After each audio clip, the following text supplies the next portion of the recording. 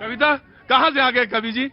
MP Bhopal से हूँ। अरे आ जाओ आ जाओ आ जाओ आ जाओ पास आ जाओ, सुनाओ जल्दी।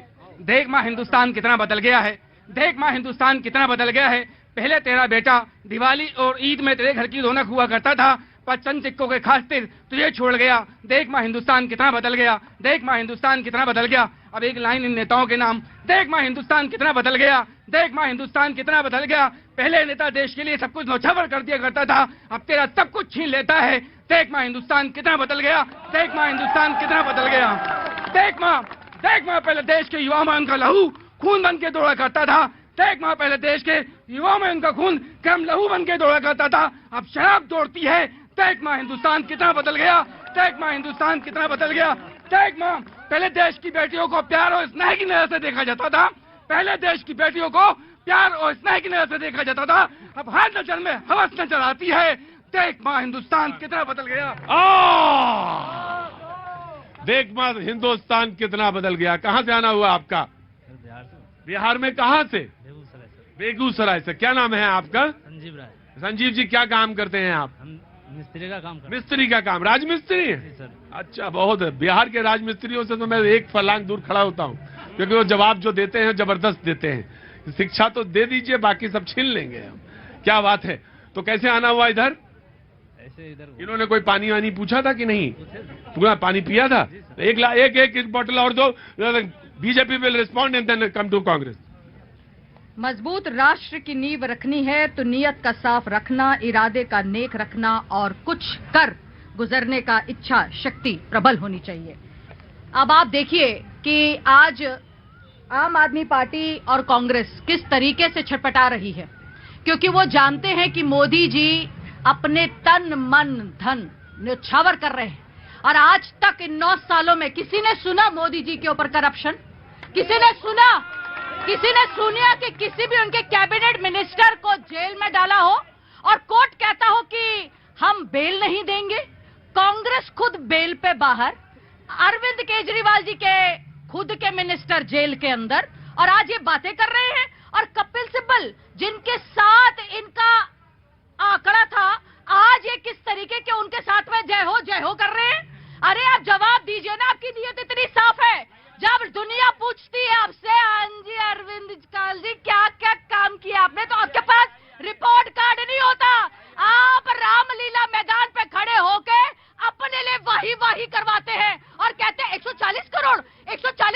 और पता है उन 40 करोड़ों में 3-4 स्टेट्स के नाम दे दिए, उसमें इनके 40 करोड़ 140 करोड़ पूरे हो गए। अरे आप बताइए तो सही कि आपने क्या किया, आपने आज तक जनता के लिए क्या किया। लोकतंत्र का बहाना दे देकर कांग्रेस और अरविंद केजरीवाल आ गए, और आज लोकतंत्र के बहाने के अंदर ये जब जीत जाते हैं तो लोकतंत्र नजर आने लगता है, और जब लोकतंत्र गायब हो जाता है, जब ये हार जाते हैं और सड़कों पे उतर आते हैं और बात करने लगते हैं। अरे करप्टेड है ये लोग खुद। इनके पूछिए कि इनके बच्चों को स्कूल देने के बजाय भाजपा खड़ी थी रास्ते पे।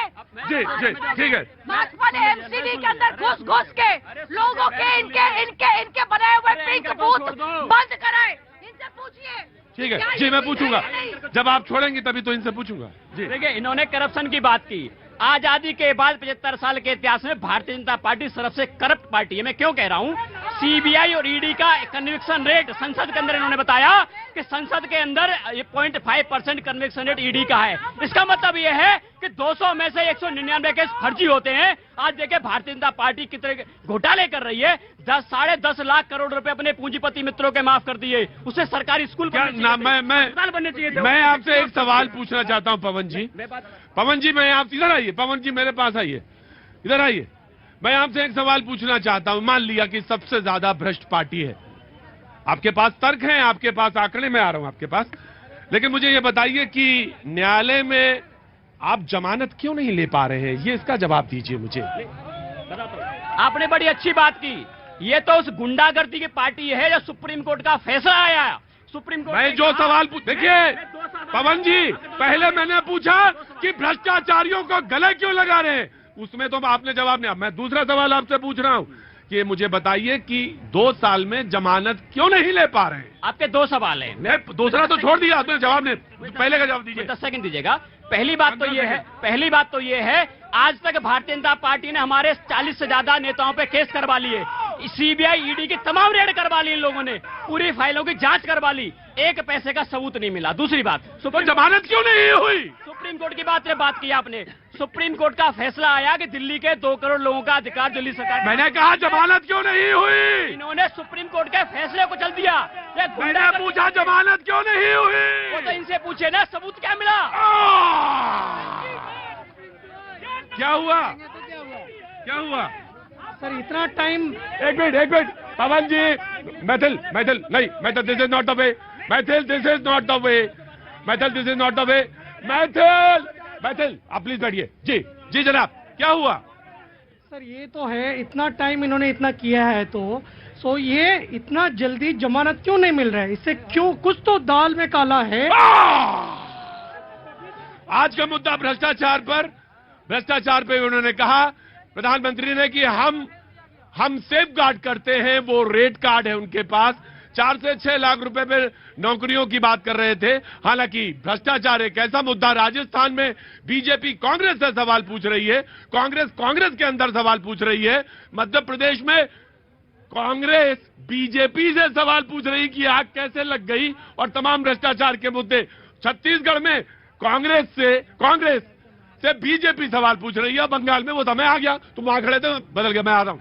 जी सही कहा आपने, प्रधानमंत्री जी भी बहुत सही बोला है उन्होंने, वाकई सेफ गार्ड हैं वो। भाई खड़े रहो, मैं आ रहा हूं, ज्यादा होशियार न बनूं। जी वाकई सेफ गार्ड हैं वो। हाँ। और सेव कर रहे हैं वो।